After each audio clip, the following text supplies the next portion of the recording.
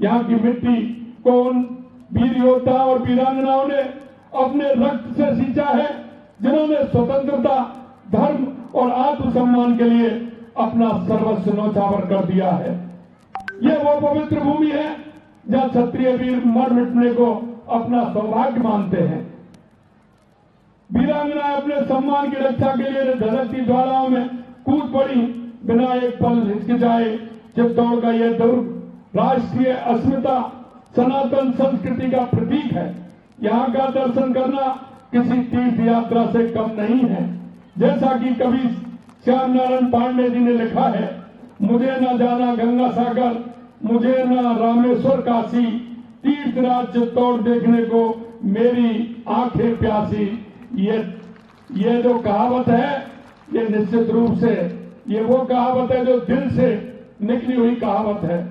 चित्तौड़ की ये पवित्र धरती विश्व में त्याग और शौर्य की अनुपम मिसाल है, जहां दुनिया एक ओर चित्तौड़ और मेवाड़ के वीरों से प्रेरणा लेता है, उनका अपना आदर्श मानता है, वहीं दूसरी ओर इस देश में ऐसे अराजक तत्व हैं जो हमारे वीरों के पर उंगली उठाते हैं, लेकिन वे भूल जाते हैं कि सूर्य को कलंकित नहीं किया जा सकता। यह चित्तौड़ दुर्ग वो है, यहाँ की मेवाड़ की जो प्रतिष्ठा है, मेवाड़ का जो एक प्रतिभावान यहाँ की जो इतिहास है, उसको कोई नहीं मिटा सकता है। महान योद्धा मेवाड़ शिरोमणि राणा सांगा पर जिस तरह से एनडी गठबंधन ने जिस तरह का एक टिप्पणी की है, निश्चित रूप से वो आपत्तिजनक है और माफी के लायक भी नहीं है। राणा सांगा एक ऐसे योद्धा थे जिन्होंने अपनी मातृभूमि और सनातन धर्म की रक्षा के लिए अपने प्राणों की आहुति दी थी। उनके शरीर पर 80 घाव थे, फिर भी उनके मन में कभी व्यथा नहीं आई।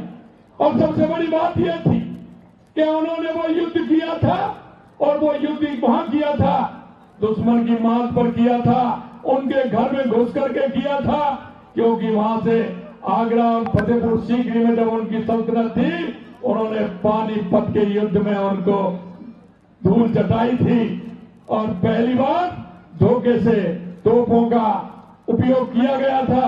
महाराणा सांगा ने जिस तरह की वीरता के साथ इस मां भारती के लिए काम किया, आज दुनिया में कोई नहीं कह सकता। ऐसे उनके मन की कभी व्यथा नहीं आई। राणा सांगा तो वो वीर योद्धा थे जिन्होंने खानवा मुगलों को घर में घुसकर मारा था। अगर इस युद्ध में बाबर को तोपखाना नहीं होता तो इस हाथ ही कुछ और होता, इतिहास की बदलती हुई तस्वीर होती, क्योंकि पहली बार तोपों का उपयोग उस युद्ध में किया गया था। मैं कहना चाहता हूं, राणा सांगा का जीवन स्वतंत्रता, साहस और बलिदान का प्रतीक है।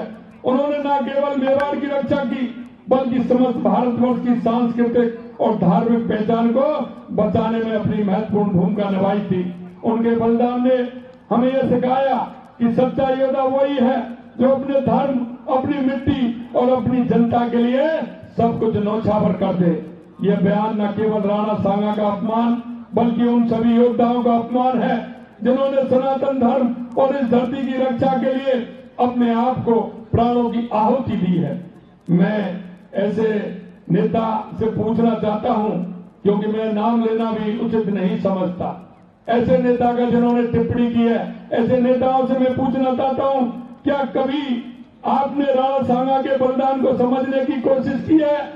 क्या इस मेवाड़ का इतिहास कभी आपने पढ़ा है कि मेवाड़ का इतिहास कैसा है? क्या आपने कभी सोचा कि उनके जैसे योद्धाओं की वजह से ही आज हम अपनी संस्कृति और धर्म को जीवित रख पाए हैं? मैं सपा के प्रमुख से मांग करता हूं कि वे इस बयान पर तुरंत संज्ञान लें और अपने सांसद के खिलाफ सख्त कार्रवाई करें, पूरे देश से माफी मांगे। मैं सपा वालों को बताना चाहता हूं कि एकलिंग की भूमि है, जहां के राणा स्वयं को महाराज न मानकर भगवान एकलिंग को दीवान मानते थे और 36 को उनको साथ लेकर चलते थे। मेवाड़ के राज्य चिन्ह में आदिवासी प्रतिनिधि का चित्र सामाजिक समरसता की अनूठी मिसाल है। महाराणा प्रताप ने तो वीरों के साथ स्वाभिमान की लड़ाई लड़ी। यहाँ का कथन है, जो दृढ़ राखे धर्म को, ताय राखे करतार